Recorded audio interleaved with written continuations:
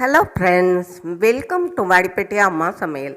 இன்றைக்கி நம்ம கிச்சனில் பார்க்க போகிற ஸ்பெஷல் ரெசிபி பச்சரிசியை ஊற வச்சு அரைச்சி பாகு காய்ச்சி நம்ம அதிரசம் செய்வோம் இல்லையா, கஷ்டப்பட்டு. இனிமேல் அந்த மாதிரி செய்ய வேணாம், ஈஸியான மெத்தடில் பச்சரிசி மாவு வச்சு நம்ம செய்யலாம். வாங்க பார்க்கலாம். அதுக்கு முன்னாடி இன்றைய பிறந்த நாள் மற்றும் திருமண நாள் காணும் அனைவருக்கும் வாடிப்பட்டி அம்மாவின் இனிய நாள் வாழ்த்துக்கள். அதே மாதிரி உங்கள் எல்லாத்துக்குமே எனக்கு சப்போர்ட் பண்ணுற நண்பர்களுக்கு ரொம்ப ரொம்ப நன்றி. எனக்கு 4000 சப்ஸ்கிரைபர் வந்திருக்குது. இதே ஆதரவை நீங்கள் எப்பயும் எனக்கு தாங்க.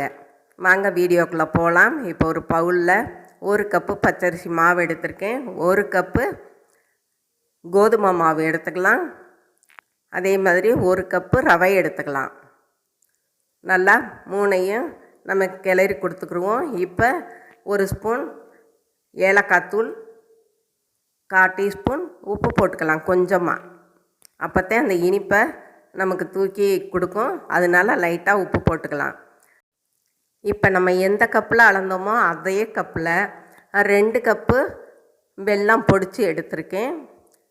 உங்களுக்கு தேவைன்னா கூட குறைச்சி போட்டுக்கலாம். ஆனால் 2 கப்பு வெல்லம் கரெக்டாக இருந்தது. இப்போ 3 கப்பு தண்ணி, நம்ம அளந்த கப்புலேயே 3 கப் தண்ணி ஊற்றி வெல்லத்தை நல்லா கரைச்சி எடுத்துக்கிடுவோம்.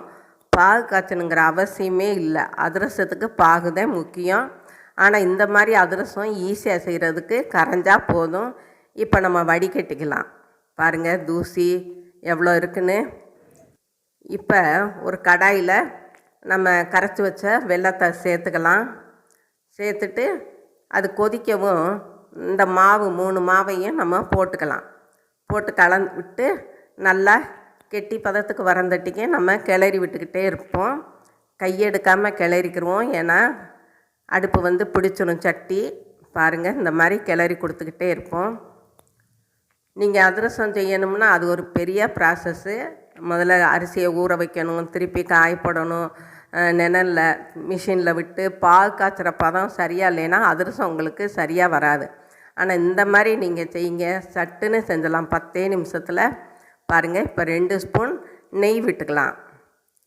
நெய் விட்டுட்டு நல்லா கிளறி கொடுத்துக்குருவோம். அந்த நெய்யோட அந்த மாவு நல்லா அப்படியே மிங்கிள் ஆகணும். பாருங்கள், நல்லா கலந்து விட்டுக்குருவோம். நல்லா கையில் ஒட்டாத அளவுக்கு நமக்கு மாவு வெந்து வந்துடும்.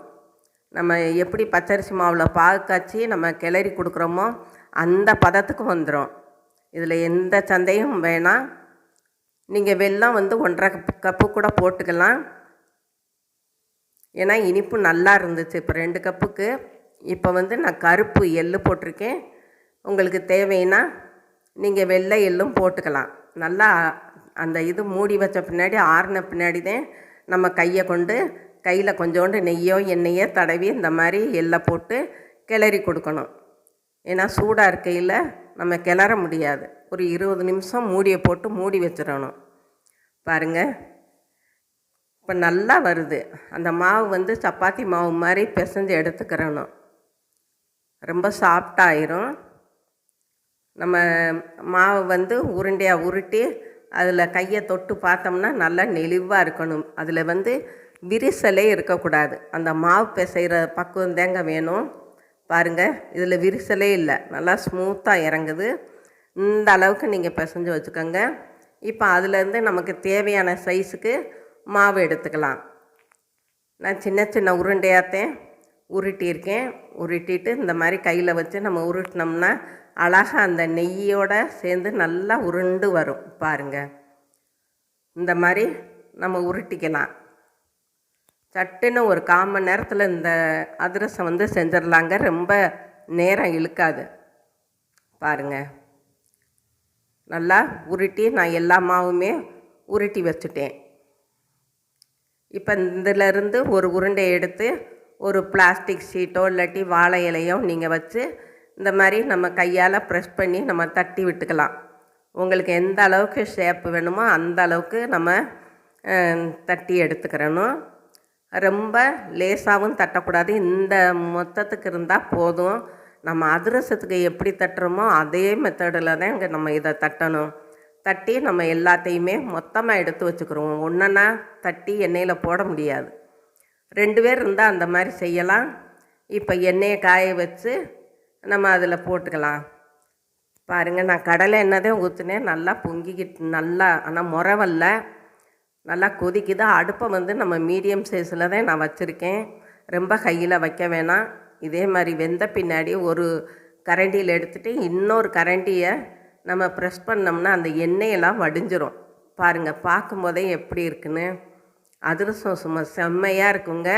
நீங்கள் எத்தனை நாள் வச்சு கூட நீங்கள் சாப்பிட்லாம், கெட்டே போகாது. வெளியவே வச்சு சாப்பிட்லாம், ஃப்ரிட்ஜுக்குள்ளே வைக்கணுங்கிற அவசியமே இல்லை.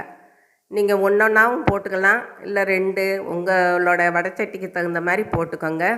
இது வந்து நான் குழிச்சட்டியில் போட்டதுனால 2க்கு மேலே போட முடியலை. அப்படி இருந்தும் பார்த்தீங்கன்னா என்னோடய கையில் எண்ணெய் தெறிச்சிருச்சு. கொஞ்சம் பார்த்து பக்குவமாக நீங்கள் வந்து போட்டு பாருங்கள். நல்லா வெந்துருச்சு. இப்போ இதை நம்ம அந்த கரண்டியை வச்சு இப்படி மேலே ப்ரெஸ் பண்ணோம்னா அந்த எண்ணெயெல்லாம் வந்துடும். அவ்வளோதாங்க, நம்மளோட அதிரசம் சும்மா ஜம்முன்னு ரெடி ஆயிடுச்சு. எனக்கு உடம்பு சரியில்லாததுனால நான் யாரோட வீடியோவையும் சரியாக பார்க்கவும் முடியலை.